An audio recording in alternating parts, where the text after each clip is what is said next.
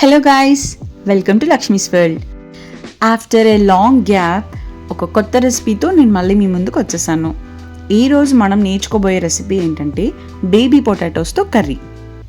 మరి ఎలా చేయాలో ఏంటో తెలుసుకునేద్దామా? సో బేబీ పొటాటోస్ని తీసుకుని బాగా వాష్ చేసుకొని పక్కన పెట్టుకోవాలి. దానిలో ఉప్పు పసుపు వేసి బాయిల్ చేసుకోవాలి.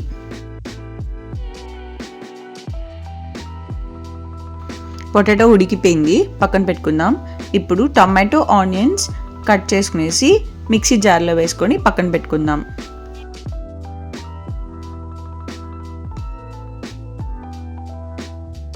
ఇప్పుడు ఉడకపెట్టుకున్న పొటాటోస్లోంచి వాటర్ తీసేసి పొటాటోస్ కింద స్కిన్ తీసేసి పక్కన పెట్టుకుందాం. ఇప్పుడు 3 స్పూన్స్ మినపప్పును తీసుకునేసి బాగా వేపుకుందాం. అందులో మన కారానికి తగ్గట్టుగా 2 ఎండుమిర్చి వేసి నేను ఇక్కడ వేపుతున్నాను. దాంట్లో కొంచెం మిరియాలు వేసి అవి కూడా వేపుకుందాం. ఇవన్నీ బాగా వేగిన తర్వాత మనం ఇందాక కట్ చేసుకుని పక్కన పెట్టుకున్న టమాటో ఆనియన్ని మిక్సీ పెట్టేసి పక్కన పెట్టుకోండి. ఇప్పుడు మనం వేపుకున్న మినపప్పు, ఎండుమిర్చి అండ్ మిరియాలని కూడా పొడి చేసుకునేసి పక్కన పెట్టుకుందాం. ఈ పొడి మనం కూరలో లాస్ట్లో చల్లడానికి టేస్ట్ బాగుంటుంది. కడాయిలో 4 స్పూన్ల నూనె తీసుకొని దాంట్లో ఆవాలు, మినపప్పు, పచ్చిశనగపప్పు, కొంచెం జీలకర్ర, తర్వాత ఎండుమిర్చి తుంపుకొని వేసుకొని తిరగమాత బాగా వేపుకోవాలి. చూసారు కదా, మనకి ఇక్కడ తిరగమాత బాగా వేగిపోయింది.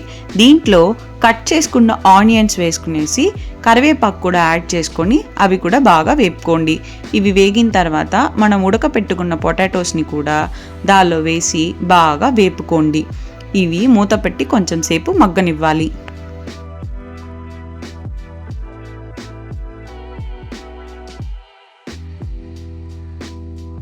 పొటాటోస్ బాగా మగ్గిన తర్వాత మనం మిక్స్ చేసుకున్న ప్యూరీ, అల్లం వెల్లుల్లి పేస్ట్ కూడా వేసుకొని కర్రీని బాగా మిక్స్ చేసుకోండి.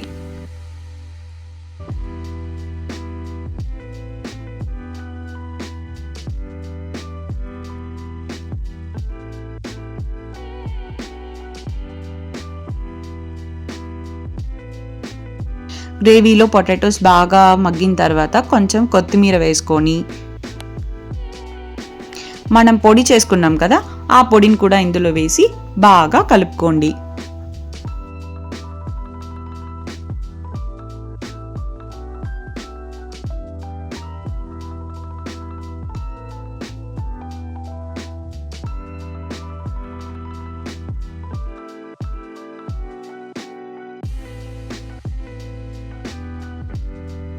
అన్నీ బాగా కలిసిన తర్వాత మన టేస్ట్కి తగ్గట్టుగా ఉప్పు యాడ్ చేసుకోవాలి.